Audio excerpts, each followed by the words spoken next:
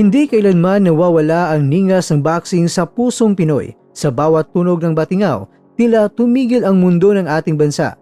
Ngayong taon, hindi lamang isa, kundi 4 na mga higante ng ating henerasyon ang sunod-sunod na magbabalik upang patunayan na ang galing ng mga Pilipino ay hindi pa kumukupas. Sina Nonito Donaire Jr., Marlon Tapalas, John Dariel Casimero at Mark Magnifico Magsayo, mga pangalang nabigay sa atin ng karangalan sa world stage, ay muling magsusuot ng guantes o gloves para sa isang layunin, ang muling pagbabalik sa boxing ring.